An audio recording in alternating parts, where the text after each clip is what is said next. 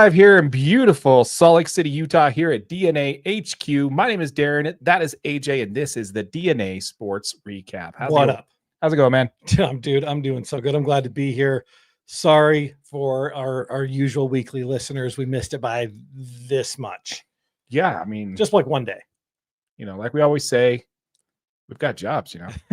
Can't always be here. We do try. We do try, though. We do try. You know, and we're coming into trade show season for me, so we're gonna be missing a couple next month. So yeah, hopefully not too many. So just be patient with us. We really appreciate it.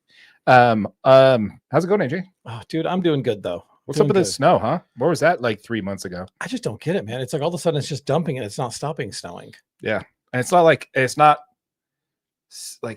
sticking. Like it's snowing like February would snow like. But it's not like, you know what I'm saying? Like, yeah, it's like a little bit too warm for it to stick or be like really bad. We went straight from like 60-degree weather all through December, you know, 50s in January to just all stuff just right into February snow where it's liquidy, nasty, and gray. We got no good white powder snow, you know? Yep, not unless you're in the mountains. The mountains got some good powder. Got some good stuff for sure. I'm wearing my Dodger jersey today that a very handsome gentleman bought me once. You know, one time. Don't know. Yeah, nice guy. Kind of a prick though. But anyway, baseball happened today, man. Baseball happened today. It did. Yeah, we're gonna get into that. How legendary was that? Were you just shaking in your little space boots? My little space. No, I was shaking in my slippers. Yeah. No, it's your little slippers. Sure. You know, I mean, I don't know. Size 11.5. Is that small? I don't know. But it was great, man. It was great. Baseball's back on my screens. You know, games are happening. World's in a better place. And I love that. I don't like the fact that my team is the team that has to keep playing overseas every single year, but I like the fact that we're getting spring training games this earlier. We're getting spring training games earlier than we used to. Yeah, that's kind of crazy, right? So yeah.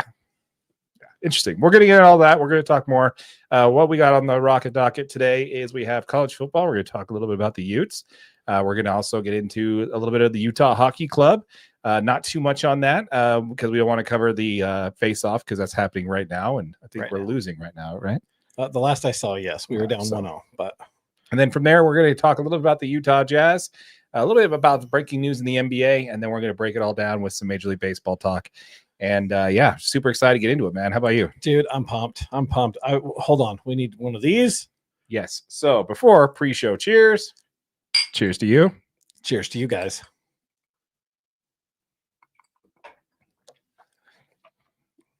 Much appreciated to the executive producer for letting us steal her rye whiskey. It is very appreciated.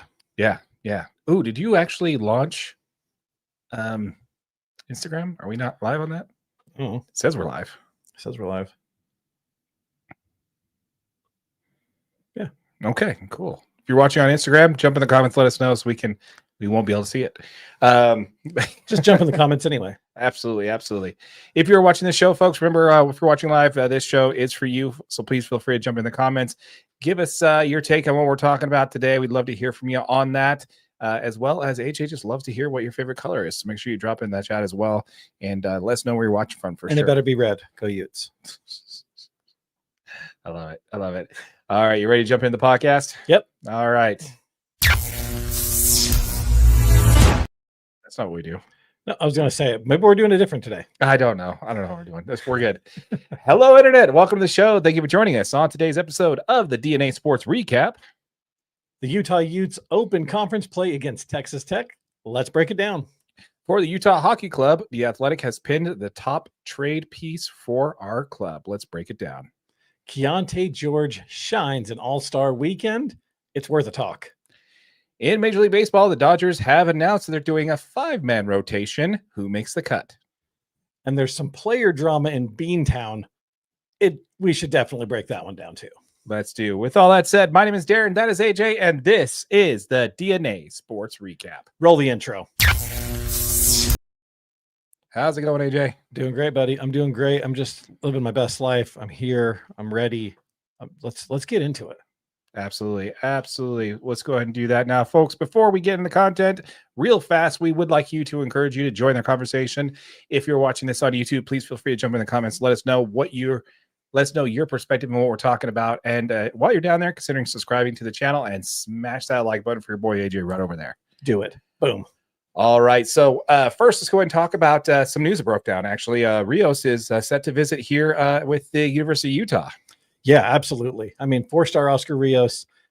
This is a player that is the next step for Utah, right? He's really talented. He's 6'3", so he's got elite size. He's a true dual threat quarterback, right? So, but you got to keep in mind, he is class of 2026, so he's got to finish this year. You kind of like watch right over my intro. Oh, let's try again. I love it. It's all good. Yeah. So we have a visitor coming to the University of Utah. We actually now, so when it comes to the University of Utah's offseason, we have discussed on the schedule a few things here. First, we covered again their schedule. We've also covered the new hire of the OC, the offensive coordinator, Jason Beck, and the transfer of the likely starter, Devin Dampier. The team has dealt with a lot of controversy around the quarterback position over the last few seasons. Yeah. So it's nice to have kind of like a clear plan going forward for that position. With Dampier basically being named without officially being named QB1, we also have Isaac Wilson, who returned after his brief dance with the transfer portal there at the end of last year. And we also have the return of Nate Johnson back with the team, and basically just adds some more depth at that position and gives Beck more of the options at QB. Nate's skill set definitely does align really well with what Beck's offensive philosophy is in using multiple players in different types of roles. Now, with all that said, what about our future, right? So, well, it's been reported by SI.com that in 2020, one of the 2026 top quarterbacks, Oscar Rios, is set to visit the University of Utah in his recruiting tour that involves OSU on April 25th, the Utes on June 6th, wrapping it up with Colorado on June 20th. Yeah, absolutely. He has. I mean, he's got a ton of offers, right? I mean, he's got offers from Tennessee, big time schools. This guy's going to be able to go wherever he wants to play football. He's a true dual threat quarterback. Like you mentioned, he is class of 2026, so he does have one more season in high school before he's ready, and he's definitely going to need that, right? He's 6'3", but he's only 175 pounds. That is not a college body, and especially as a dual threat quarterback, the last thing you want to be doing is running around as a stick figure, getting hit by grown men. Mm-hmm. It's just not going to be that fun. This opportunity for the Utes to get in and get an offer from this kid is huge. I think he does see the potential, like you said, in Jason Beck's offense. He does want to be. I watched a couple interviews with him, and he does want to stay kind of a dual threat quarterback. He has that ability. He's crazy fast, and I think we have the advantage because we have an offensive coordinator that shows that he's been successful with dual threat quarterbacks, and I think that's going to come into play. I think it's going to be a huge factor for whether the Utes have a chance to sign this kid. I do hope that he's okay with coming into the program, sitting a year, redshirting a year, learning the offense, because that would give Isaac Wilson potentially a season to play and maybe be a future. And then also him a chance to learn the offense, get that college body, and be ready to, possibly contend for a starting spot his redshirt freshman year. So yeah, that would be huge. Yeah, I think it aligns pretty well. I mean, obviously the incoming quarterback is going to be Isaac. Yeah, right? He's going to be the next quarterback after Devin Dampier and Nate Johnson lead the program. It's going to be Isaac's position to win or lose. But as this team knows, as any fan of this team knows, you definitely don't want to put all your chips in one basket when it comes to that. I don't think the Utes will do that again in the Kyle Whittingham tenure. Yeah, even with that. I mean, did you hear his interview? How he basically said that he seriously considered retiring, but he said that he's just too competitive. He couldn't go out like that. Yeah, that's like literally the like he's hinted at it, but he actually came out and said it on an interview with ESPN 700 on the drive. Like he literally came out and said, "Yeah, I can't. My competitive nature won't let me go out like that." So I love it, man. I love it. It's great to hear, man. It's great to see, and yeah, we're definitely looking forward to it. I don't know, man. I think it's just a good idea if we're able to land a recruit like this. That like you mentioned, big programs are making offers to. I think it would just be all for the better for this team. We want to hear from you folks. Let us know what you think in the comments down below.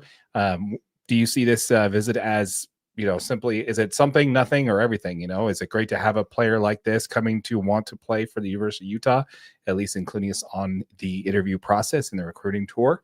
I would love to hear from you. Let us know what you think in the comments down below. Absolutely. All right, let's go ahead and pivot on over and talk a little bit more about Big 12 football, staying with your University of Utah. Looks like, so the Utes are set to open up big play. Big play. This is going to be the biggest play. Stupid autocorrect, man. Every time it gets me. Anyway, so the Utes are set to open Big 12 play at home against Texas Tech. Texas Tech was 8-5 overall last season. They were 6-3 in conference. They have been ranked in the top of the conference in recruiting class, according to 247sports.com, with 34 commits. 16 of those are 4-star recruits. The Utes are ranked 6th, by the way, in the conference on that. Texas Tech is also ranked 3rd overall in transfers. Utah did not make the top 100 in those ranks. Yeah, man, I don't know. How does this stack up for you? I mean, this game for Utah is crucial to the start of the season, right? Realistically, under head coach Joey McGuire, the Red Raiders have been a model of consistency in the Big 12. I mean, we're talking since taking over in Lubbock in 2022, McGuire's led the Red Raiders to 3 consecutive bowl games. He's posted 8 wins in a season twice.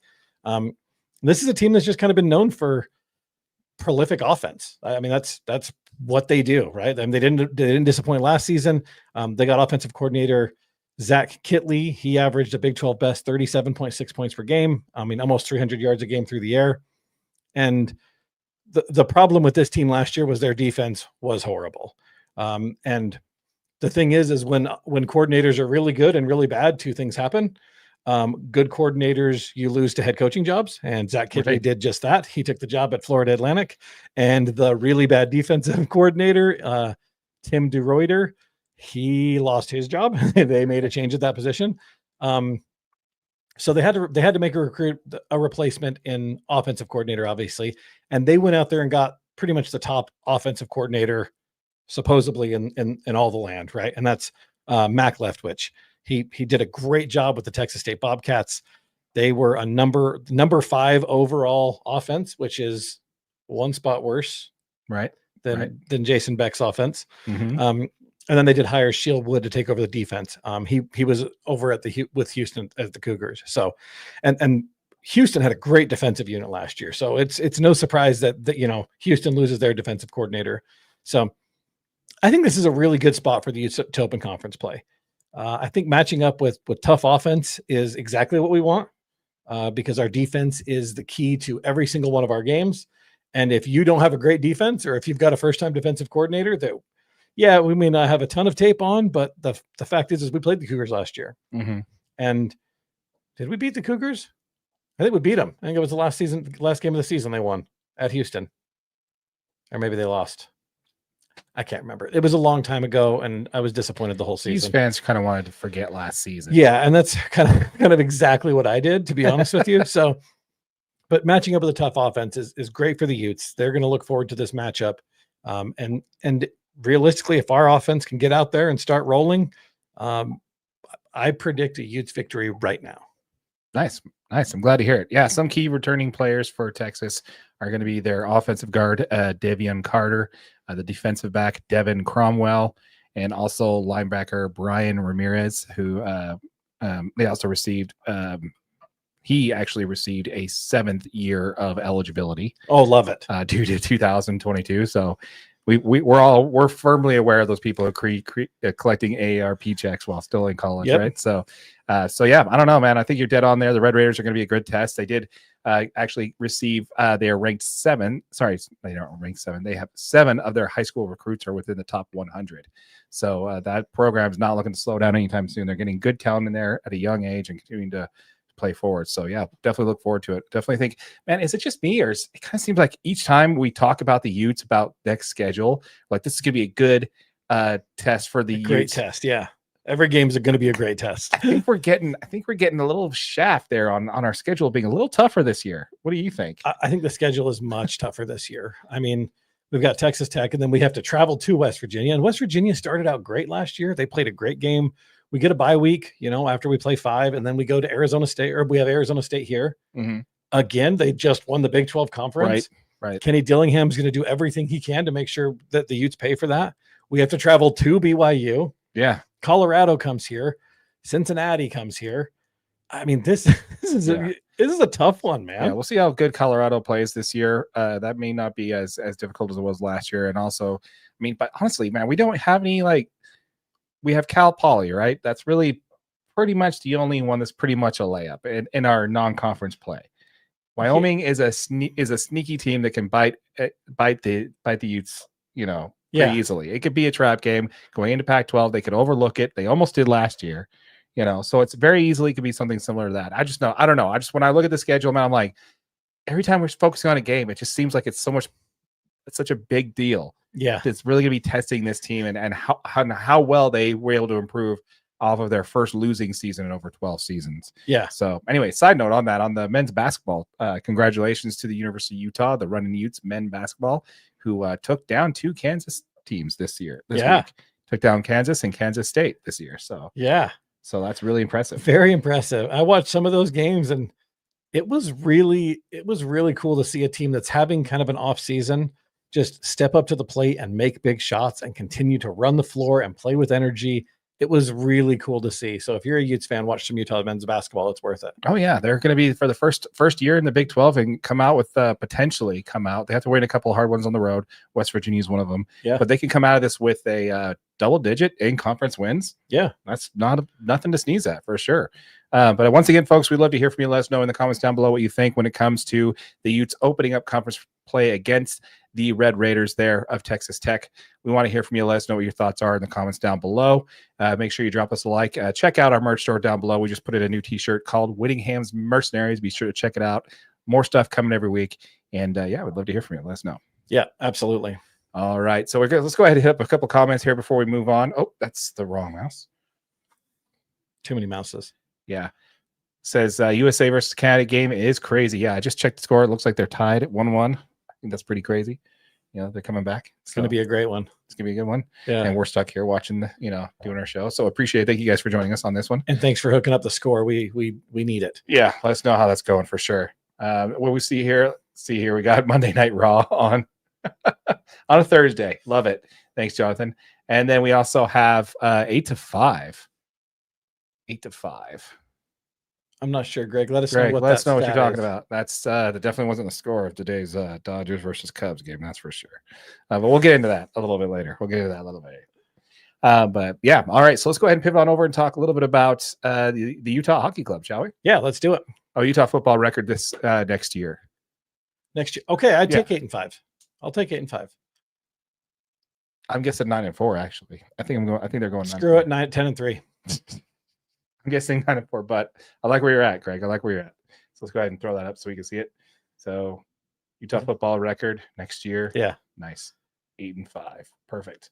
All right. So let's go ahead and talk a little bit about the Utah Hockey Club. Now, we just posted a video yesterday or earlier this morning talking about the game that's basically going on right now. We didn't want to actually put it out today because we want to talk about today because it's going to be severely dated by the time we actually get it up. So yeah. But I did want to, be sure to check it out. We'll link that somewhere here, so be sure to check it out.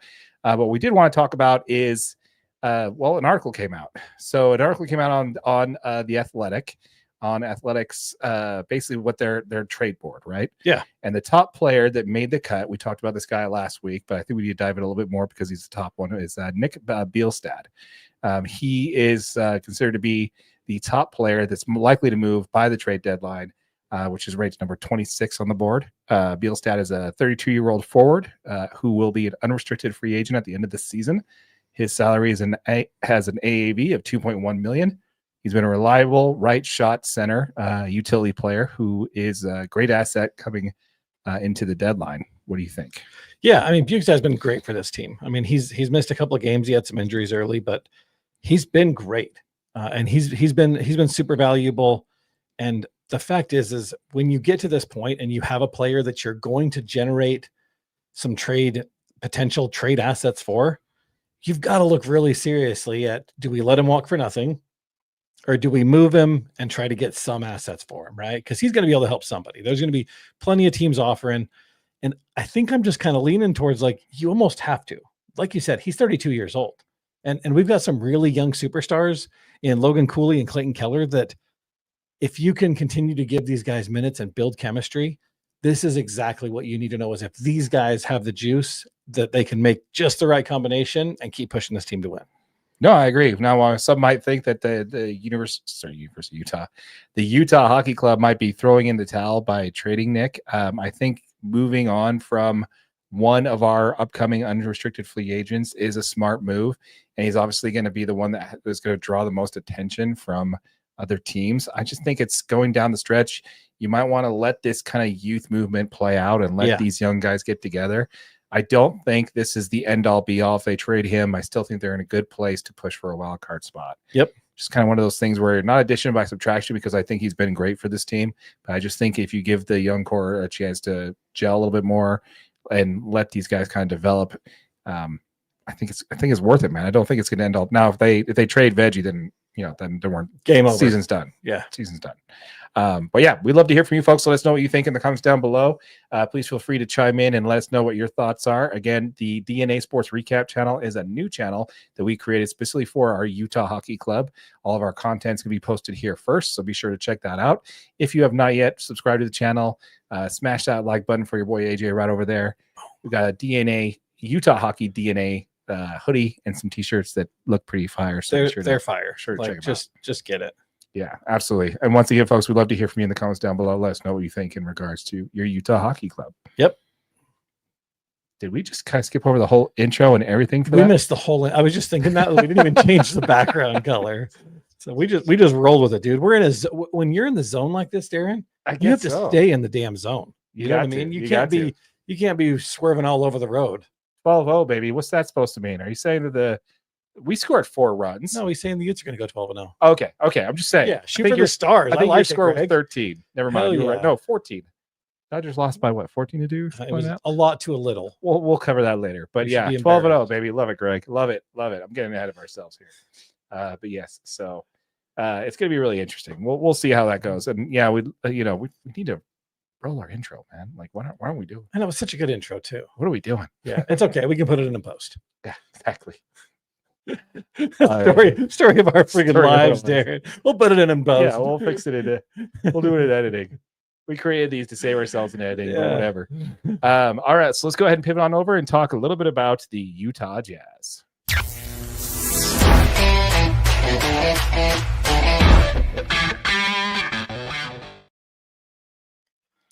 All right, man. Well, there's lots to talk about, man. Lots to talk about. Before we get into the content, folks, we'd like to encourage you to join the conversation in the comments down below. While you're down there, consider subscribing to the Utah Jazz DNA channel. Smash that like button for your boy AJ right over there. Yes, please do that. I need it. It hurts my feelings if our videos don't get liked. So right. So let's go ahead and start with the highlights of the weekend there. The key for the Utah Jazz's future is still tied to Keontae George. Keontae participated in the All-Star weekend and even played on Sunday. Yes. Which used to mean something in the NBA, but it doesn't anymore. So I'll digress on that. It was nice to have a Jazz player that gets some exposure, though, over the weekend. And nonetheless, there, KG3 definitely did that a little bit for us. He did. He was playing on a really talented team. I mean, the Rising Stars team that he was playing on included Stephon Castle from the Spurs, Dalton Connect from the Lakers, Ryan Dunn from the Suns, and obviously the Grizzlies rookie Zach Edey. So this is a pretty talented team with some pretty high picks, and some surprise picks and players really just trying to make a name for themselves. And they got the opportunity. Like I said, they're playing on Sunday. That is not how it should be. That's a conversation for maybe later, maybe another time. I don't know. Because I want to ask you about the Draymond Green comments.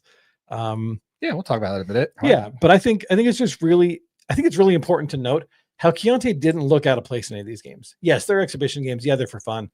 The All-Star games traditionally have meant absolutely nothing. You've got a chance to be out there with some of the best players on the planet, some of the best players of all time to ever put a basketball in their hands.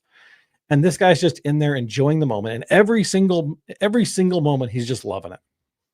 So it was really good to see him just fit in. He's joking around with some of the older players. He's You know what I mean? I loved it for Keontae. He had a great run through the whole thing. He had a game where he scored 13 points in the title game that sent them, to the game that played on Sunday. So yeah.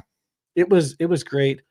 Keontae, if he can continue that swag that he had in some of those games, this dude will be lethal. Mark my words. I like it. You kind of stepped over my next sentence, actually. I was going to ask you a question. Okay, I'm ready. And you kind of stepped all over it, but I was going to ask you, man, what are we going to do with KG3? With KG3. He showed a lot of promise in his rookie season, but had some inconsistencies with efficiency. But always has been, this has always been an issue for this kid. And while this season we are seeing overall improvements year over year over his rookie numbers, which could easily just be contributed to the fact that he's getting more minutes this year than he has before. Yeah. But we really haven't seen that jump that at least I was hoping to see from 1 year to the next. Honestly, it could just be the victim of comparison. The victim of the whole concept there of comparison is the murderer or killer of joy, right? Yeah. But he's getting in comparison in respect to Isaiah Collier. This is a player who is showing tangible improvements already in his rookie year. Yeah. With efficiency alone. While he is still young, I don't think the Jazz could throw. I don't think it's too with Keontae. I think it's a little too early to throw in the towel just yet. Oh yeah. But he clearly is more suited for that JC type role more than he is a starting point guard on this team for a team that's set to compete in the postseason. Yeah. I think. So I think and obviously I didn't have anything on this in my notes, but I think you're missing it. I think you're correct in the fact that he is absolutely the victim of comparison, but I don't think it's Isaiah Collier he's being compared to. I think the player he's being compared to is Donovan Mitchell. The fact is us as Jazz fans had an opportunity to watch the Utah Jazz take a mid first round pick and turn into an absolute superstar over the course of one season. This kid, most NBA all-star level players don't become all-star level players in their first, second, or third seasons. Look at SGA. He's a potential MVP candidate. And yes, he was great in his first seasons, but he's not an MVP candidate after 3 years. Neither was Donovan Mitchell. But yeah, SGA was definitely, I think you're not realizing how highly touted SGA was before he was traded from. No, I totally understand how. I mean, this dude was legit. Obviously, that's the reason you give up like the whole fucking busload of picks for this guy, right? Right. I get that. But the thing is it takes time to grow these into legitimate NBA players. The game has got to slow down. And I think Keontae, we'll know by the end of next season who this kid really is, right? That's why they give you 4 years on a rookie scale contract, because you just don't know. Yeah, I don't know. I think there's enough to see efficiency changes within the time that he's been available for this team. It is a little bit circumstantial, though. There are some things that kind of play into what you're talking about there. This is not a team that is trying to win right now. Correct. So therefore, the motivation to actually play well is probably not there for this guy. I just don't see him as being the point guard for the future or even one of the key pieces in the core for this team. While he might be on this team and being a key contributor, like a 6-man off the bench, I don't think he's going to be the elite starting point guard we were planning on. Even to us, we did a video about comparison about how when we drafted him, exactly to your point, that he could be the next Donovan Mitchell type player on this Jazz team. Absolutely. But the lack of consistency and the just the shot selection that leaves a lot to be suspected there. I'm not down on him. I don't think the Jazz should punt on him at all. I was just hoping by this time we would see a little bit more towards what you're talking about there and seeing some growth within this player. Something like, not like necessarily an SGA, but just even who would I even compare him to right now? Like a Jaylen Brown or somebody that where Jaylen Brown's a tough one. Well, he's now an MVP and a top player in the league. Exactly. After he got through his rookie scale contract. But at the time, he was just a top draft. He was a top, was a top draft pick. Yeah. He wasn't the star on his team yet, and he eventually grew to be one. So I'm just kind of looking for something kind of comparison like that. Do I think it's necessarily done for him? No, I think he still can be a contributor on this team when they're actually competing, but he's not the guy. And I was really hoping that he would be. I think the player that's going to be the guy on this team is sitting on the bench nursing a bad foot. So my question is if with the skill set that Keontae George currently has, right? He's a great slasher. He's a good relatively good pull-up shooter in mid-range. He's great getting into the basket. He has great speed. He's not a great defensive player, but I think they're coaching defense. But again, they're not trying to win games, right? And that's the reason he sat some games. Fair enough. He knows he's got to turn it on. If he becomes a shooter that's able to shoot 38 to 40% from the three-point line, is he an NBA starter? Yes. With his skill set and size. And that's what I'm saying. Yes, on this team, not on a competing team though. I think it's closer. I think it's closer than that. I think he has, okay, maybe not NBA starter, but I think he is a full-blown NBA rotation player if he shoots that well. Oh, easily. Because he has so many skills, right? Like I said, I think he's going to take over the JC role. Just absolute, just your whole job is to go in and get buckets. Off the bench, yeah. Let it fly, yeah. Yeah. I just think I think it's a good role for him. I think it's perfect for him. He's got the size, he's got the athleticism, he's got the length, he's got the speed. It's all there for him. He's going to be the type of player we were hoping Dante Exum could be if he stays healthy. Big fingers crossed on both fingers there. Yeah. Being the big if there. Yeah, like this. Yeah, exactly. But I don't know, man. It's just something with Keontae, I'm always just like, man, I really wish that there was something that we could see a little bit more in development from year 1 to year 2. It almost starting to see Ben Simmons-ish to me. We'll see. He's got the rest of this year to change my mind. But I got faith in Keontae. I think he can get there. I like it.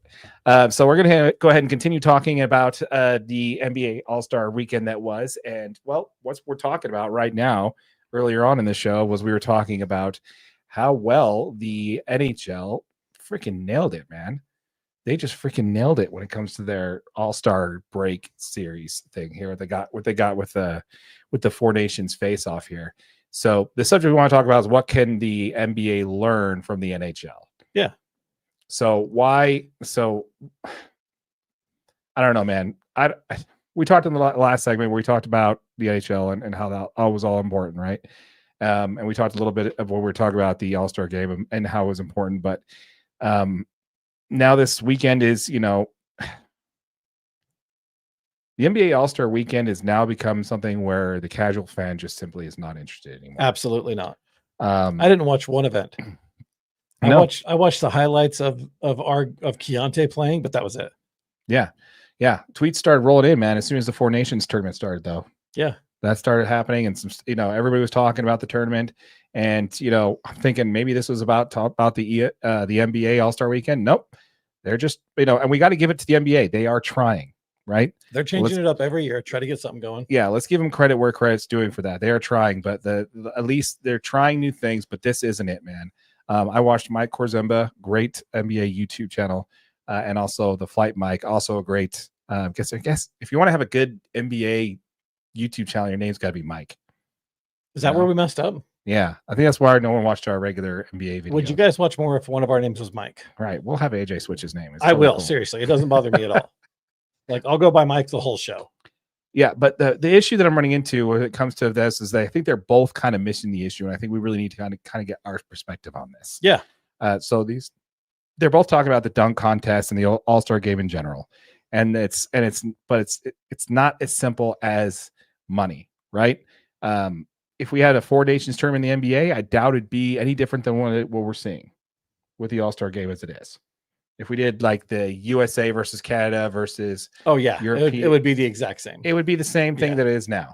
Yeah. Matthew Tkachuk did an interview on an article at NHL.com from Andrzej Ringetti. Sorry if I butchered your name there. That he talked a lot about, how it's chalked up to national pride. But Matthew was quoting saying, whether you like hockey or not, I think our team has helped grow the game for this country already.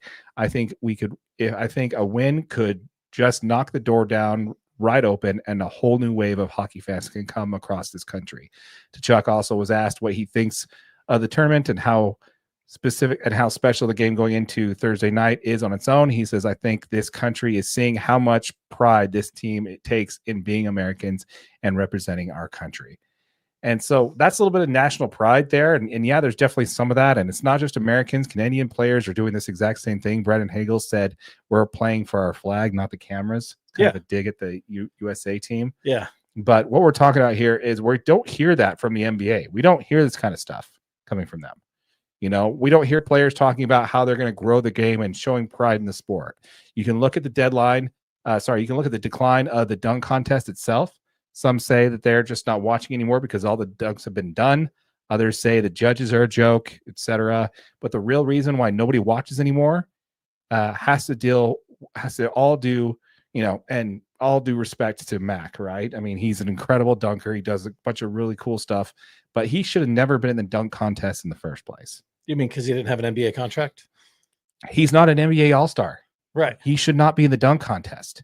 It's not that he's not an NBA level player. All-Stars simply don't want to compete anymore, and that's the problem. They don't want to see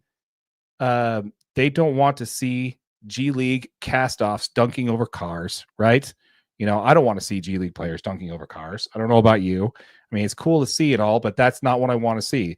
I want to see John Morant compete against Anthony Edwards. Yeah. I want to see Zion Williamson against Jalen Green. Or even better, the Thompson brothers going head-to-head in the finals at a dunk contest. Yeah. That's what I want to see. Where it means everything. Right. Because it's personal. It's personal to them, and when you ask, and when, when ESPN asked John Morant and said what it would take for him to compete in the NBA dunk contest, you know what he said? Money. He didn't even look his head up. He's like, $1 million. Really? Like, that's it. That's it. That's it. Like, that's it. You want to compete in the dunk contest, it has to be $1 million purse for you to win, for you to want to play. So I don't know, man. Just this kind of thing that these fans, and I don't know where we're getting with this, but this isn't a new thing. This is new, right? This wasn't always this way, right? You used to have the NBA All-Star players want to compete in the dunk contest. If you want a dunk contest, you got a shoe deal with Reebok or Nike or Converse. Absolutely. Right? That restated your your status as an NBA elite player. But here's one thing that kind of points more towards the direction that I'm kind of talking about here, and it has to be the Emirates Cup. What is the one thing that the fans don't care about that the players do? And that's that stupid Emirates Cup. Yeah. And you know why that is? Because it actually means something. No, because the players get paid. The players get paid for the Emirates Cup? Yeah.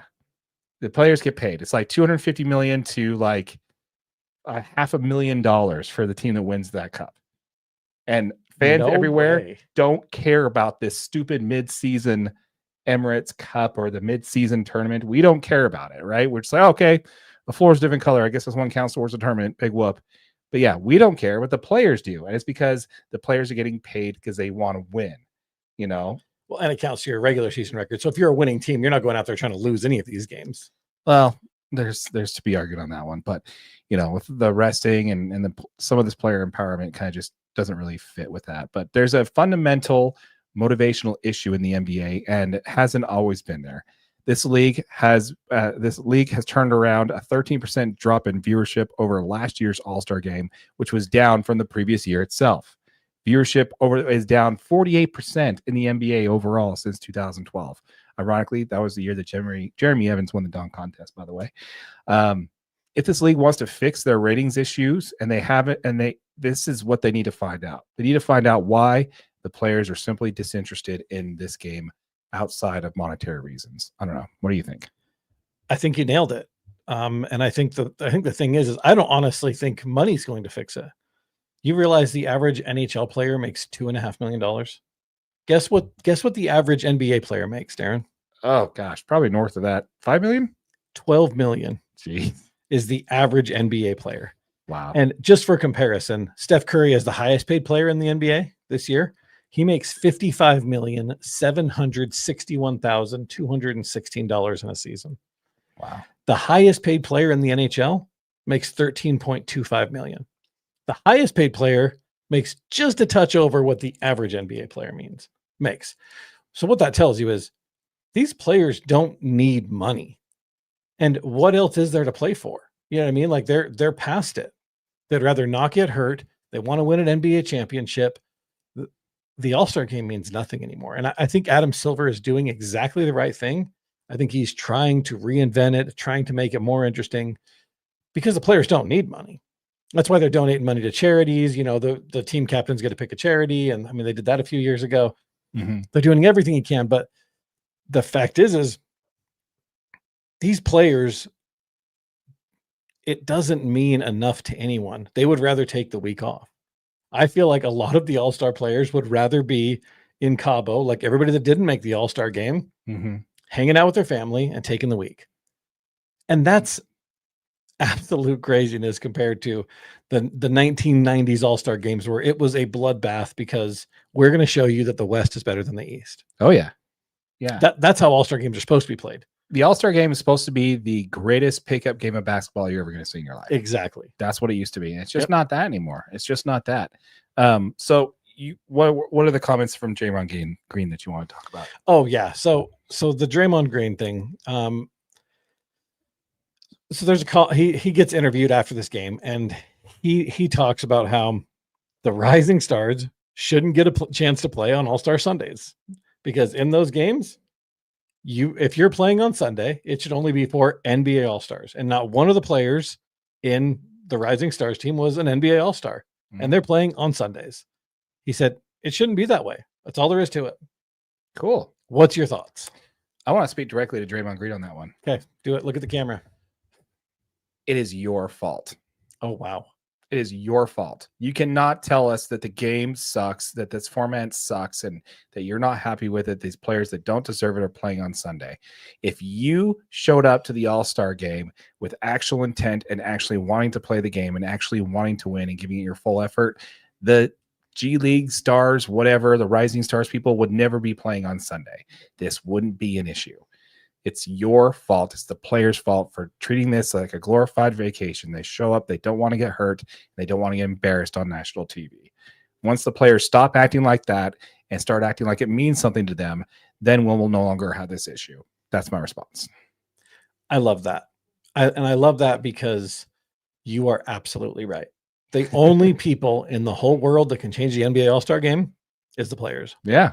Until they give a shit, pardon my language, until they give a shit, there's no way. Just repeat it. There's no way that this game can be fixed. Yeah, no, you're right, man. It's not going to be fixed. It's going to continue to be an issue. And I think a perfect example of that, and people are saying like, oh, he's protesting because of this whole thing with Sundays with Draymond Green. If LeBron James was going to sit out, why didn't he like give up the spot for somebody else? Yeah, that absolutely blew my mind. One of the greatest things that you'll see on the internet right now, if you're going through Instagram, TikTok, whatever, you're going to see LeBron James at 40 at the All-Star game, sitting on the bench in sweatpants and street clothes. And it says Michael Jordan at 40 at the All-Star game, just tearing it up at 40 and just lighting it up. That's the difference, man. That's the difference. But Michael Jordan's the greatest basketball player to ever pick up a basketball, Darren. That's also the difference. Yeah. Yeah. That's why he was an All-Star at 40. Exactly. Yeah. But every other player on that court still tried. And still playing because he wants to show every other person that's in their early 20s, I may be 40 years old, but I'm still Michael Jordan. I'm still better than everybody else on the court. Oh yeah. It drives me nuts, man. I think bottom line is the NBA needs to figure out why these players don't care. And until they do and find some other reason other than money, because obviously money doesn't motivate them, with the exception of the Emirates Cup, they're like, oh yeah, the players on the bench, the young players that get to see a real payday, that's half their salary, blah, blah, blah, blah, whatever. You know, it's annoying, man, because the fans don't care about the Emirates Cup, you know, so it's a little frustrating that, you know, oh, pay me $1 million for the dunk contest. The last time an All-Star actually competed in the dunk contest, he had to pay him to be involved in it. Yeah. So it's just a little annoying. Anyway, we want to hear from you folks. Let us know what your thoughts are in the comments down below. Once again, folks, we did just launch a channel called Utah Jazz DNA, which is going to be specific for all your Utah Jazz content.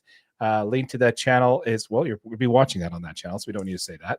But Utah Jazz DNA is a new channel that we launched specifically for our Utah Jazz content. Please feel free to subscribe to this channel. We'd love to hear from you in the comments down below. Also, check out some merch down in the merch store. We just launched a Hot Rod Hunley t-shirt specifically for you old school Jazz fans. So be sure to check that out down below for sure. Yep, go Jazz. All right, let's go ahead and pivot on over and talk a little bit about Major League Baseball, shall we? Let's do it. Eventually. All right, let's go ahead and talk about Major League Baseball.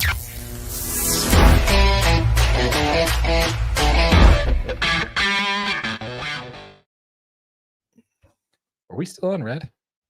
No, I changed it. Okay, good. I changed it. It's all good. I got you. You're all over it. You're all over it. Yeah. All right, man. Well, first of all, again, before we jump into the contents, folks, we'd love to hear from you. Let us know what your thoughts are in the comments down below. While you're down there, make sure you smash that like button for your boy AJ right over there. Give us some engagement. We really appreciate it. And consider subscribing if you're enjoying our content. We'd love to have you aboard. Please do. Exactly. I like that little. That's great. Love it. Thank you. Love it. All right, so let's go ahead and talk about our first subject of the day. Is, obviously we got to keep talking about this, right? This is just kind of how it works. If we're going to talk about the teams that get views. So sorry to all you Royals fans. We're just not going to talk about your team anymore.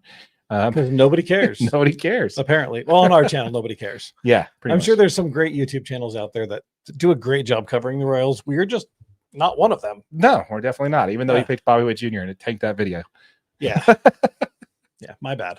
It's all good. It's all good. All right. You want to go and kick this one off? Yeah, absolutely. So the LA Dodgers have announced that there will be a change. It looks like they are going to be moving forward with a 5-man roster instead of a 6. So they obviously initially planned on a 6-man rotation, have now changed it to a 5. Why do you think that is? And how long do we expect it to stay a 5-man rotation?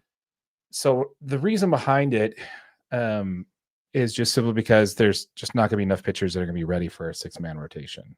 The purpose behind it is because of Shohei Ohtani, and he probably would be ready to start with the opening day if he didn't dislocate his shoulder in the playoffs last year. So that's primarily the main reason why. And actually, it's probably tied with another main reason is just simply these players are just not going to be built up enough to where they're going to be doing a 5-man rotation, where they're going to be able to do that. So absolutely, yeah. The 5-man rotation is going to be what they start with, just simply because they're going to be leveraging these arms a little bit differently. Yeah. Yeah, I mean, I think they're going to be forced to, right? Obviously you were watching today. There was a pretty scary event that happened with Bobby Miller. Mm-hmm. Do you think that's going to affect this 5-man rotation or 6-man rotation in the future? Yeah, well, let's go ahead and talk about the 5-man rotation. Let's talk about which 5 players are going to be in it, right? Okay. So we got the first one is obviously going to be Blake Snell, right? Blake Snell is going to make it.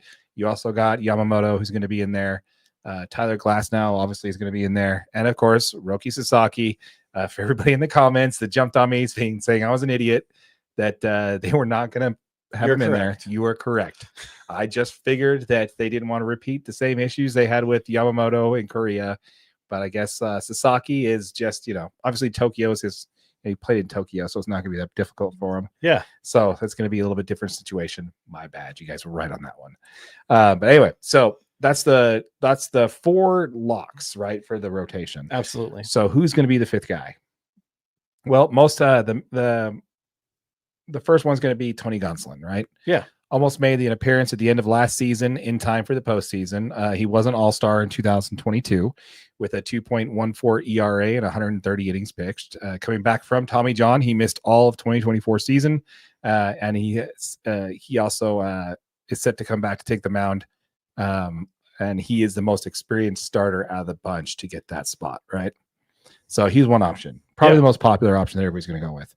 The second option is Dustin May. Now, Dustin May, this guy's stuff is absolutely nasty. His fastball has crazy movement. He hits in the high 90s, the low triple digits, and his length gives him a late release point to make it look even faster. However, he's coming off of his second Tommy John surgery, and he almost had a life-ending esophagus tear that kept him out of the season last year. The rub with this guy is that he's never thrown more than 59 innings in a season yet. Oh, ouch. And, you're like, big deal. He's been optioned up and down, right? From the minors back up. So maybe he's just spot start, back down, spot start, back down, right? Yeah. No, this guy's never been optioned down in the minor leagues. Since he made his debut in 2019, he has never once been optioned down to the minor leagues, which means all that missed time has all been due to injury. So that's kind of like a knock for him, right? Yeah. The third option is going to be Landon Knack. So he is one of the guys that was called up when all the arms fell off last year, right? He had a very respectable 3.65 ERA, very nice 69 innings pitched last year. He has a low walk rate, and I can see him being a sleeper pick to take one of the spots for if not everybody comes out healthy out of spring training. And then, of course, the guy that we want to talk about, Bobby Miller, right? Yeah. He had a great rookie year in 2023. He had 11-4 record with a very respectable 3.75 ERA in 124 innings pitched. Last year was not great for him. He only pitched 56 innings with an ERA of 8.52. It's very high. That is very high. It's very, very high. That is a lot of runs giving up. He was dealing with injuries last season. I mean, if you were a Dodger starter and you were hurt, that was in your contract practically if you're a Dodger starter last year. So yeah, they're like, you will be down for at least 30 games. He missed some time due to some shoulder injuries and stuff like that, and couldn't get together last year and was optioned down in the minor leagues. He did have some promise there in his first start against the Cardinals. He's pitched 7 scoreless innings, striking out 11. He also, but in his next 12 innings pitched, he gave up 12 earned runs on 3 starts. Ouch. Yeah. So he was quoted saying, "I'm on the bright side. It can't get much worse than I did last year." So looks like he's been working with Snell this spring training to see how he feels health-wise, and he says he's ready for 2025. Unfortunately, he took a ball at 105.5 miles an hour off the dome today. Right in the dome. Yeah. So no reports have come out on his injury yet. He probably has a concussion, I'm assuming. Just a safe assumption. I would say that's probably a pretty safe assumption that your brain hit your skull. Yeah, it's a big red mark on his forehead, but he did get up and walk underneath his own power to the dugout, and he didn't actually go into the clubhouse until probably about 3 or 4 innings later. So, hopefully he's okay, and hopefully this doesn't silence on him too much. But yeah, it's really unfortunate because I was really looking forward to this kid really having a bounce back year. Didn't you say how early does it start with Dodgers injuries? Yeah, how early it's going to start, man. Yeah. Well, we're 1 game in and we're 1 pitcher down, Darren. 1 game in, 1 pitcher down. That's how it works, man. How it works. I mean, luckily, obviously, the Dodgers are built for this season, right? Mm-hmm. It does appear that at this point in the season, with all of the offseason signings, that the Dodgers are built for this better than they ever have been. They've got some great, arms and that are relievers. They've got really good depth, obviously, as starting pitchers. It's just unfortunate because Blake Snell was kind of mentoring Miller, Bobby Miller. He was kind of like, "Hey, let's get you ready. Let's get out there." So for this to happen, it's like, oh man, what a bummer right out the gate. Oh, for sure. So who do you think is going to be the 5th starter? I think they probably go Gonsolin. Gonsolin? Yeah. It's a safe bet, man. Safe bet. Guess who I think it's going to be? Landon Knack. Dustin May. You think it's going to be Dustin May? Yeah. The Dodgers need to see what they have with this guy. He's in his final year of team control. And he cannot be optioned down in the minor leagues. Even though he's been with the majors all 5 years since he's made his appearance, he can't be optioned down because he's in his 5th year. So if the Dodgers choose to send him down, he can say, "No, thanks, release me," and they have to. Oh, no. Yeah. So they're going to have to, barring an injury or barring crappy play, he's going to be with this team unless they trade him or something like that. So, which I also don't think is also that bad. If he gets hurt or he sucks, then you just move him to the bullpen. And if he can't, since you can't send him down the major leagues anyway, if he sucks and isn't ready, you can simply just put him in the bullpen and give Gonsolin the spot. So I think they're going to start with Dustin May and see how it goes throughout spring training. If they're all is well and he's doing pitching, he's going to get the 5th spot, and we'll see how long it lasts. Either he pitches great or he doesn't pitch well or he's not ready, and then they'll switch it up for Gonsolin. Yeah, absolutely. So that kind of makes that 5th starter kind of runner-up position. That position could potentially be looking to come out of the bullpen then, right? I mean, if he's having some rough, he could be like a long reliever. If you get some early innings, he comes in and takes 3 or 4 of them up before you get into the deep bullpen. Yeah, I can see them doing something similar like that, or a piggyback start, where Dustin May starts and Gonsolin finishes, or like somebody has an opening, someone's an opener. Honestly, man, I think Dustin's May, he's too long, he's too lengthy, his mechanics are too involved. He's very similar to Tim Lincecum in his delivery. Just too many mechanical moves in there for him not to get hurt. I think he's better as a reliever, but that's just my personal thought. We'd love to hear from you on that one. So let me know what you think there. Did we get that right? Did the Dodgers 5-man rotation? Is it going to be Dustin May, Tony Gonsolin? Let us know what your thoughts are in the comments down below for sure. Absolutely. All right. So let's go ahead and talk a little bit about something that's not Dodger related, actually. Oh, no. Yeah, no. So this video is not going to get any views. No, nobody's watching this for sure. So I can swear in this part. Is that what yeah. I think perfect. I think you're good. Stay tuned for more obscenities from AJ. Nice. Do you want to kick this one off? Yeah, absolutely. So the Boston Red Sox, they really strike gold, right? They pick up Alex Bregman in the offseason. And when the news kind of breaks on this, you think, oh man, nice pickup. They added some Mhm. strength to the infield, got a decent bat. Not so fast. It has been reported that Rafael Devers put his foot down and said that he has played all 8 of his MLB seasons at third base, and he is staying there. Keeping in mind, Bregman just won his first Gold Glove at third base last year, Mhm. and Devers has struggled at third base pretty much his whole career. So the Red Sox manager, Alec Cora, goes on to say a decision would be made later in spring trainings when the lineup has to be set up, and they have to make a decision on it. So, what are your thoughts on this? Do you risk upsetting? Because Devers is a pretty good hitter. Sure. Do you risk upsetting Devers to make sure that you put Alex Bregman at third base, or do you risk upsetting or asking Alex Bregman to play somewhere else? That's a great question. That's a very good question. So you got to basically take this thing and expand the lens out a little bit, right? Now, so before we get into that, dude, low key, the Red Sox are having an incredible offseason. Absolutely. They traded for Garrett Crochet, the top trade piece from the deadline last year, projected to start for them. They also signed Walker F.M. Buehler. So Walker Buehler, postseason legend for the Dodgers, not only in 2020, but also closed out the Dodgers World Series win this year. Yep. They also signed a Aroldis Chapman, Mr. 104 mile an hour fastball reliever himself. And when it comes to the AL East, I still think the Yankees did a better job. But man, Boston's a close second. They did a lot of moves this offseason, and I'm here for it, man. It was great. Yeah. But anyway, so when it comes to Devers, you got to look at it kind of a little bit farther back, right? Rafael Devers, the player the Red Sox decided to keep after letting Xander Bogaerts go, and more importantly, letting Mookie Betts go, right? They basically said, okay, we're going to stick with Devers. We didn't do what we're supposed to do with Mookie. We should never have traded him, and we let Xander Bogaerts walk. He should never have made it to free agency either. So we learned our lesson. We're going to make sure that we don't lose Devers, right? He's told him, hey, I told him no, I'm a third baseman. When he was asked from the press about moving to DH. And he mentioned, you're right, when it comes to that, he said that he's that Alex Cora mentioned that he's, they'll go through it.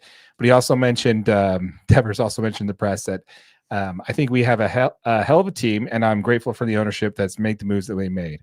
Third base is my position. I don't know what their plans are. I've made it clear my desires, and whatever happens, we'll see. Manager Alex Cora said that he feels like he's a third baseman. He's going to work out as a third baseman, and we're going to make the decision accordingly. He also made the comment there that the people who promised him that he's going to play third base is no longer with the team anymore. So, we'll have to see there for That's sure. That's a bad time to be having promises that were made. Yeah. So here's the thing. So you have Devers, right? Defensive run saved from 2022 to 2024, minus 24. Ouch. Alex Bregman, 2022 to 2024 at third base. What do you think his defensive run saved is? I bet you it's at least in the positive. +7. +7. Okay, outs above average at third base for Alex Bregman from 2022 to 2024, +11. What do you think Devers outs above average is? I'm going to dip into the negatives here, say -11. -17. Oh, I was close. I was close. So yeah, it was worse than my thought. Here's the problem, man. Devers signed a massive contract. And when you sign that massive contract, you sign it because you got your money, man. You made your money. Exactly. At this point, you should just be did it. Yeah. If you didn't want to be a DH and because they don't get paid as paid well, and you're just like, I just need to make my contract. I'm not moving off of third base. Okay, cool. That way, when you get your contract, then, now that you made your contract as a third baseman, you're like, cool, man, I'll play wherever you want. Yeah. Like I'll play first base coach if you need me to, like for the rest of the season. I got this. Yeah. It's nuts. It's nuts that this is the case there. So with all due respect to Devers, you were not a third baseman. You're a DH playing third base. Devers signed a franchise record contract, 10-year, $313.5 million contract in January of 2023. So he's already been paid. You got your contract, and it's time to do what's best for the team. Alex Bregman, like you mentioned, the reigning Gold Glove third baseman in Major League Baseball for the American League, who is still trying to prove himself worthy of a long-term contract, by the way, said, I'll play wherever. Of course he will. Yeah. What makes it worse is Devers actually ended the season on the 10-day IL and is dealing with shoulder issues in his non-throwing shoulder. Just sprinkle some sprinkles on top, man. Yeah. Like, dude might not even be ready. However, if Devers refuses to move to DH or first base, they could actually put him on the disqualified list and he would not receive his $27.5 million contract. Oh, yeah. It's not like the Red Sox are going to do that, but it is in the rule books that will give them some options that they could take advantage of. The Nationals actually threatened this in 2006 with Alfonso Soriano, and Alfonso Soriano woke up and be like, yeah, okay, I'll play wherever you want. I'll take my $30 million a year. Yeah, exactly. So yeah, I don't know, man. I mean, Alex Bregman technically has that Boris contract where he has 3 years, 40 million AAV for each year, right? Yeah. So it's a $120 million contract, but you could opt out after the first year and go wherever. Absolutely. But you still have to pay the other $313 million, whatever's left on that $313 million. So honestly, man, you're paying both of these people. You tell Devers to move. You put Bregman at third because you're going to need the defense. At what point is it just we want to win? Yeah. Like you have to want to win baseball games at some point. And Devers has you've done a good job hitting the ball. Like you said, you've earned your money. Step aside. Do what's best for the team and not what's best for you. Throw your pride out the window and say, this guy's better than me. He should probably play there. Yeah. No, makes sense. 100% agree with you on that one. Yeah. So basically, Red Sox, if you don't put Devers as DH or at first base, I've lost respect for your team, and you basically wasted the whole offseason making all these great moves for absolutely nothing. Side note, it's really kind of funny that they have Alex Bregman joining Alex Cora on the Red Sox. Yeah. 2 former trash dros banging on trash cans together in the dugout bam, there. Bam, bam. Good for them. That's a happy little reunion. Let's go ahead and move on over to another player who's refusing to change their role, shall we? Yeah, let's do it. Okay, so you remember Marcus Stroman, right? I do. Okay. So from the New York Yankees. Yep. So he's a starter for them, although, it's okay if you don't remember because you didn't see him at all in the playoffs this year. No. He didn't pitch in the World Series. He didn't make the ALDS roster. He was available in the LCS roster, but didn't pitch. The Yankees did try to move him this whole offseason, and there were no takers.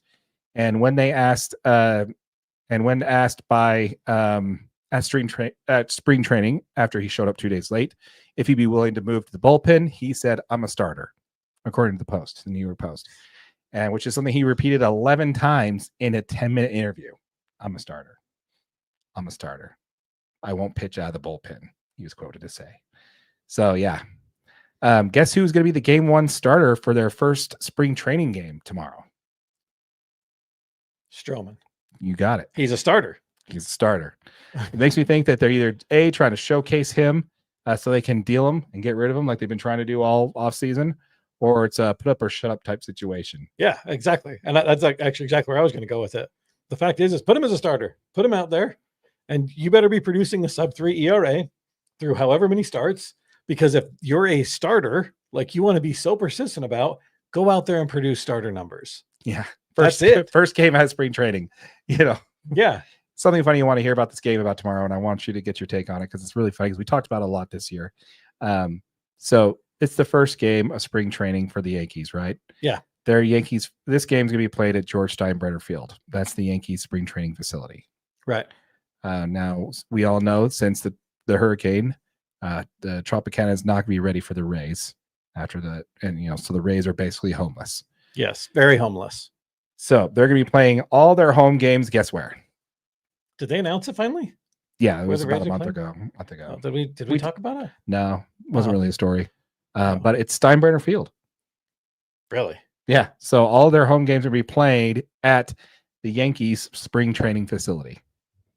That's where all the home games are going to be. How many people does this field seat? They're going to retrofit it to add some more seats and stuff like that. So it's very similar to how the Sacramento A's are doing things. So yeah, it's going to be interesting there. But just to add insult to injury, guess who the home team is?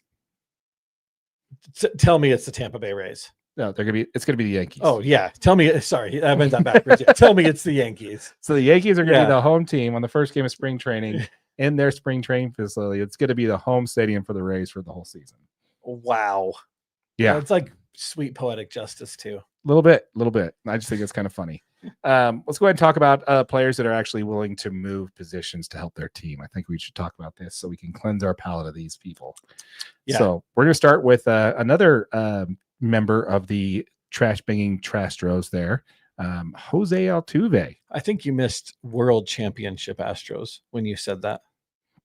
I would throw up in my mouth a little bit, so I can't do that. Jose Altuve, though, has got on record. It actually has been proven that he did not like the whole trash bang thing. And, we're going to hear in the comments like, oh, he didn't cheat, blah, blah, blah, blah. Sorry, he was on the team. He didn't raise the red flag. He didn't. You're also telling me he didn't take advantage if he knew there was a fastball coming? Highly doubt it. Yeah, well, he got mad and did give him stare down anytime they gave him a bang. He's like, don't do that. I don't want it. But the problem is you were on the team and you had the chance to do the right thing and you didn't. So that's kind of where I'm sitting on that. Jose Altuve has been taking reps in left field this spring training. This is an MVP second baseman with multi-time Gold Gloves at second base, and he's played there since 2011. This is something they've asked him to consider after last season while they're trying to improve on defense. So, yeah, we got a player. Did he struggle at second base last season? Not necessarily. He's getting older, so like his lateral movement and everything's trying to slow down, and his DSR did slip a little bit. Nothing crazy, but they do want to be a better defensive team. So okay, I mean that makes sense. I guess if you believe that you can still run vertically, obviously up and down as quickly as you could before, and you could still be an asset to the team, that says a lot about someone's character, because obviously we were just talking about players that would just refuse to move. Mm-hmm. That's very interesting, though. I'm curious to see how he plays out there in left. Yeah, I'd love to see it, man. We'd love to see who also takes up that second base spot, because they're probably trying to get a little younger there. But I guess who else is willing to try a new position? Who? Mike Trout. Remember him? MLB All-Star that hasn't played in 14 years, Mike Trout? Yeah, pretty much. Been hurt a lot. The Bees legend, Joe Adele, is going to be set to have a good shot at the Angels center field, with Trout primarily moving to a right field to reduce the stress as he's trying to spend more time on the field this season. Yeah, man. So I could also say that the Angels are trying to do something, ? They signed Johan Moncada. They also signed the real LA team legendary closer Kenley Jensen to a 1-year deal. Yeah. They also signed pitcher Kyle Hendricks, which former All-Star Cubs pitcher, and they also signed your boy Travis d'Arnaud to be the catcher. So good for them, man. They're making some moves, and they're trying to keep the team healthy by having Mike Trout, man. I think we can get 150 games or even 120 games out of Mike Trout in one season. Dude, I'll be a happy camper. It's really important for the league to get Mike and keep Mike Trout out on the field, because the fact is for years, well, I mean, obviously before Shohei, that was the only reason anybody went to watch any Angels games. Right. Yeah. It was like, oh, Mike Trout's going to be there. Let's go. So it's going to be really important for them as a team, really important for them as an organization to continue to push Mike to stay healthy, do whatever you've got to do so that you can fill those seats up, because you're going to need every single fan in the stadium. Oh, for sure. $12.4 billion in revenue net last year, and it's only going increasing after the league realizes you got to promote your stars. Yeah. And it really helps when one of your stars is actually on the field, for sure. And obviously, of course, just like with the seasons changed, death taxes, and Anthony Rendon is out for the season. Oh, no.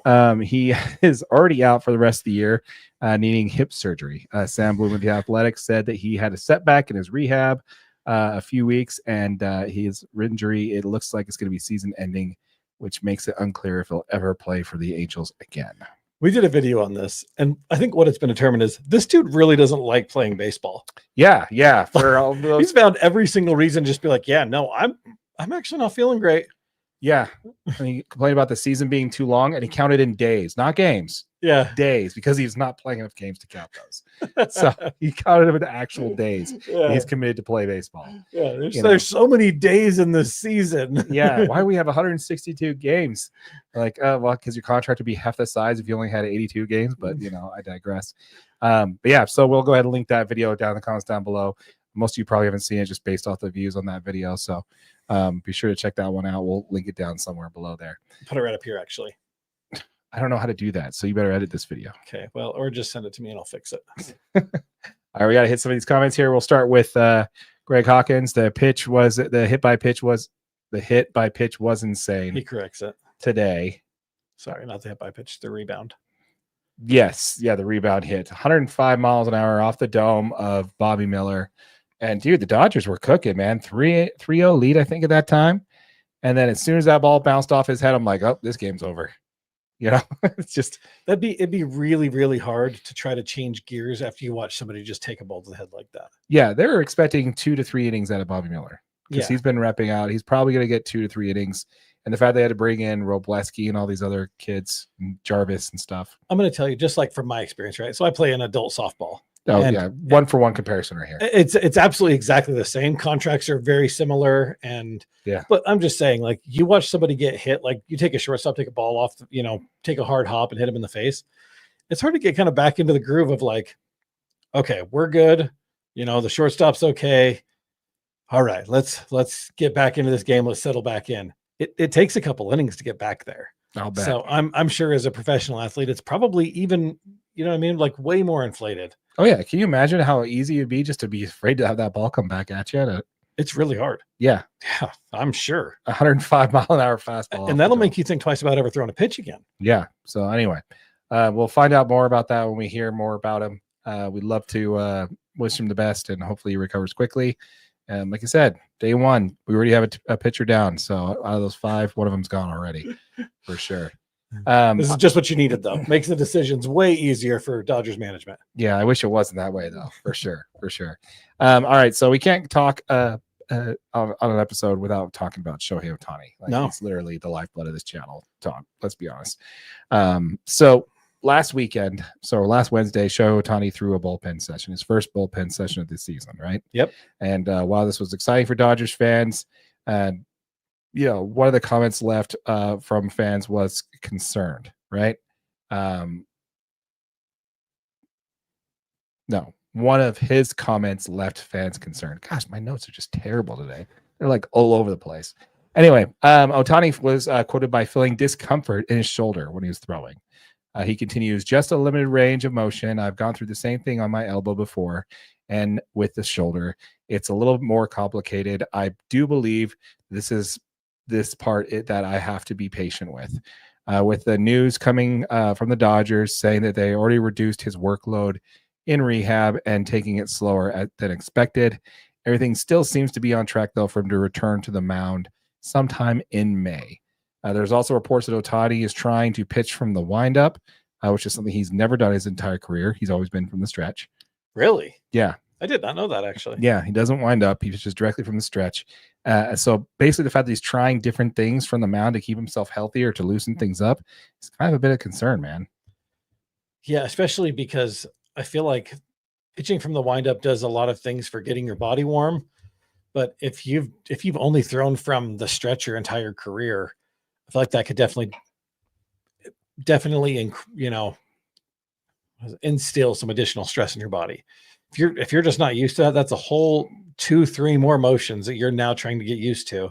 And I feel like those could probably affect you as far as fatigue and some of that stuff down the stretch. Is it his throwing shoulder that he has pain in, or no, it's his other shoulder? Okay, so that was the one that was dislocated. He had to have surgery on. Okay, and he also was just coming back from his second elbow surgery, not TJ, right? But his second elbow surgery too. Okay, but it's his non-throwing shoulder. That was the one that he slid and hurt. Yes. Okay, so that one's causing him pain. Yeah. I mean, that makes sense. He's really not that far removed. You know what I mean? 2 months ago, he was playing in a World Series with every single thing that he had. I feel like you, as a Dodgers fan, I mean, are you concerned about it, or you feel like I would feel like that is probably just standard recovery pain? That's a great question. And that's what we call a transition question, because I want to talk about that. Did you see the video by Brody Brazil? I did not. Okay. So I didn't really think too much about it. I was a little concerned, but I didn't really want to go too much into it until I saw this video by Brody Brazil. He's a YouTuber. We'll link his channel in the description below on this one. He used to cover the pre and post games for the A's when they were in Oakland. He's also doing some stuff with the San Jose Sharks as well. He said in his video that he wants to make the case that Shohei Ohtani shouldn't pitch at all in 2025. Just sandbag for the year, stick to hitting. He cites an interview that Faltori did with Barry Bonds. Did you see that? No. Okay, so Barry Bonds doesn't do press, and Val Torretore got him to do an interview. Yeah. Which is at the Writers' Dinner, which is fantastic.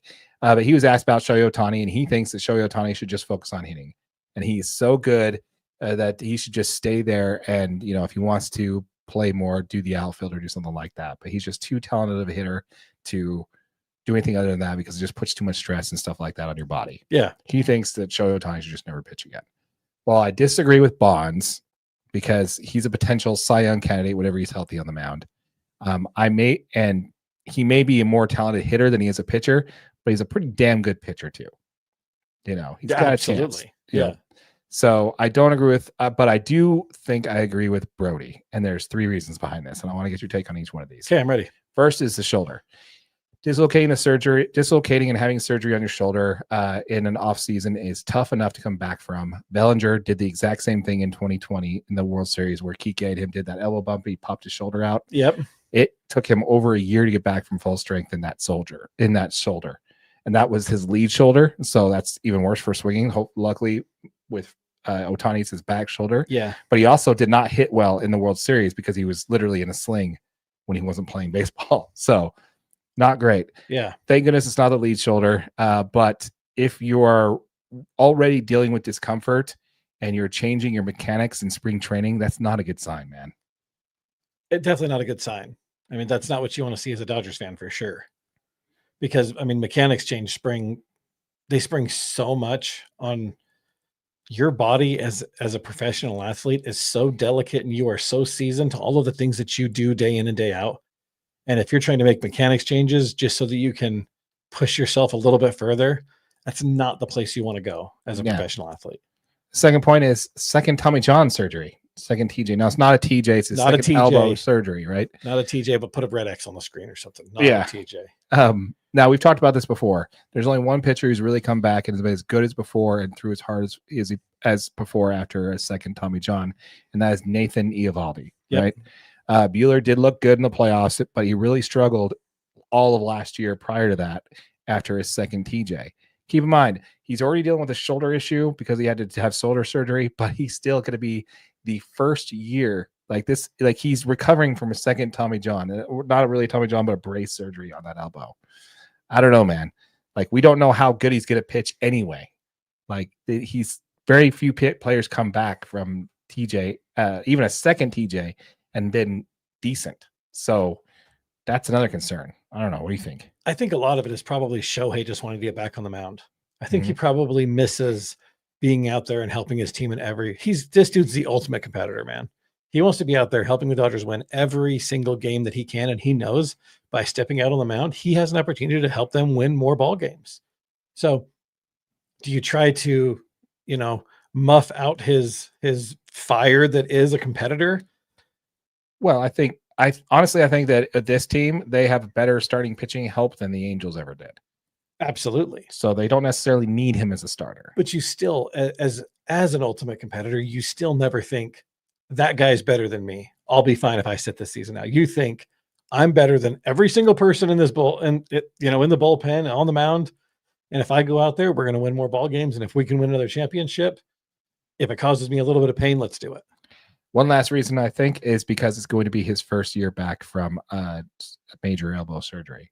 Yeah. We all know that the first year back from TJ is not great. We just talked about Walker Buehler and how his year was never great. And it takes more than a year to get back to 100%.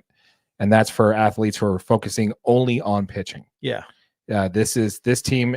He's the team's DH, and he's more important to this team than any other player on the team. And you're already having your focus split different ways. Skip this year, come back right into spring training in 2026, ready to win a Cy Young. I think my personal opinion is that's probably the best idea. He probably should not pitch this year. If he's got, I don't know why you would push it that far out just to try to get back on the mound. Just take your time through this recovery process and actually get back to 100%. But the problem is, what if he gets injured again? I mean, it's not like he pitched last year and he still got hurt. At some point, it's going to be Shohei's never going to pitch again if he continues to get hurt. Very true. Very, very true. But look what he did when he wasn't pitching. I mean, absolutely. He still made it as the first ever MVP as a DH, first ever 50-50 player. Yeah. You know, what you're risking by putting him out on the mound, you know, when he may not be ready. Yeah. Where does that actually line up in the scale of what decision do we make? Now, do I think he should sit out 2025 and just be ready to go back as a two-way star starting in 2026? Yeah, I think that's the right move to make. Do I think that's what he's going to do? Absolutely not. 100% no. He's pitching this year.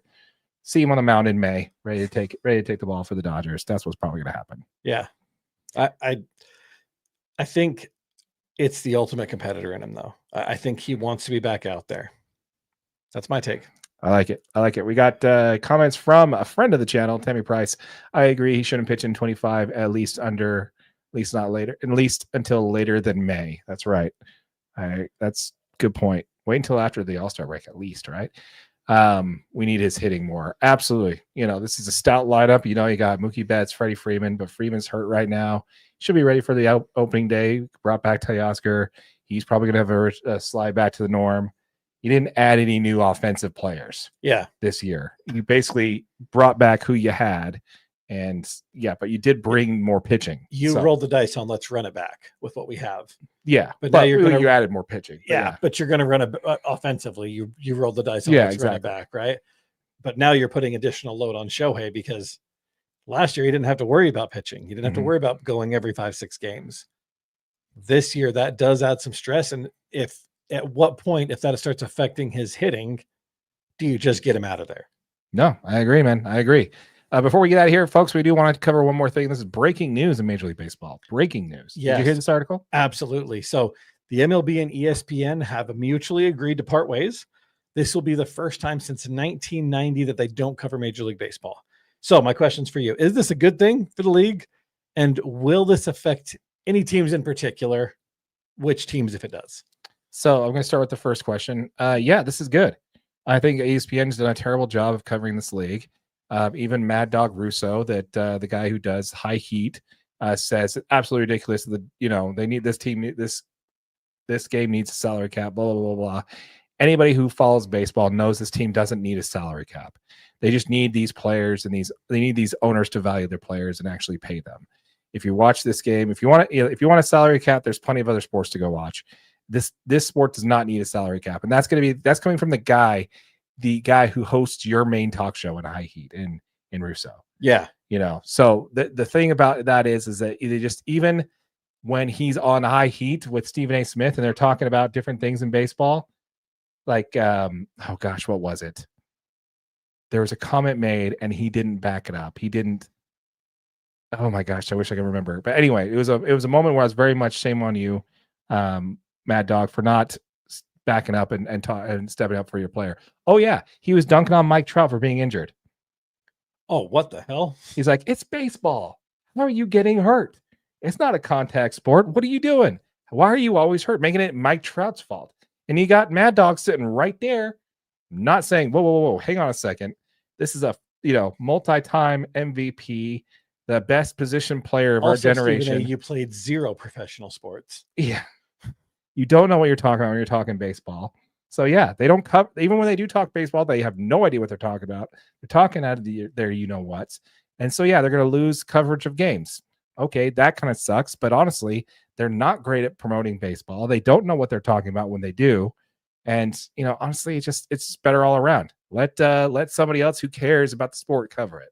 Yeah. I think it's a great idea. Someone needs to be that passionate about the sport, right? Because if you're going to portray the sport in a light that is not 100% positive, or defend the sport in a situation like that, where you have an ESPN commentator that is purely there to get clicks, that is all Stephen A's job is. Mm-hmm. Say the craziest first thing that comes to your mind. Hopefully people click on it. We'll think of the headlines. You just think of the most off the wall stuff you can think of, and let's get some clicks for it. Yeah. But you've got to be that guy. You've got to be the guy that says, oh, pump the brakes, Stephen A. Yeah. Like, do you know who Mike Trout is? Yeah. He also said that Shohei Ohtani couldn't be the face of the league because he couldn't speak English. So Brilliant, Stephen A. Yeah. We got a comment there from Greg Hawkins, channel legend. Good. ESPN stopped promoting baseball 20 years ago. The network is for NBA and some football, and the SEC. Could not agree with that comment more, man. Spot on there. Basically like a talking mouthpiece for LeBron James. I swear to God. That's all they do. Yeah, they just tell you how great LeBron is. He's 40 years old and he's still the face of the league. Like, that's just because nobody else. You haven't handed the reins over to anybody else. They do more coverage on fantasy football than they do on Major League Baseball. Way more. Which is absolutely ridiculous. Fantasy football is fun though. Yeah, I'm not knocking it. I'm just saying that, you probably should cover a real sport if you're going to be covering a real professional sport that you're being paid to cover or give the rights to. It's not a bad idea. Yeah. Not a bad idea. Yeah. Anyway, folks, we'd love to hear from you folks on that one. Let us know what your thoughts are in the comments down below. Once again, we are just over 1,000 subscribers for this channel. Once we hit $500 in AdSense revenue, no, we're not there yet, but once we do get there, we're gonna be giving that back to y'all. Five subscribers are each going to earn $100 each. So make sure that you are subscribed to the channel, hit that notification bell so you don't miss out on that giveaway. Drop us a like, check out the merch store, smash that like button for your boy AJ over there. Boom, smash it. And if you're watching on YouTube on one of our short videos, just know this is available as a podcast wherever you get your audio. With all that said, my name is Darren, that is AJ, and this has been an episode of the DNA Sports Recap. Till next time.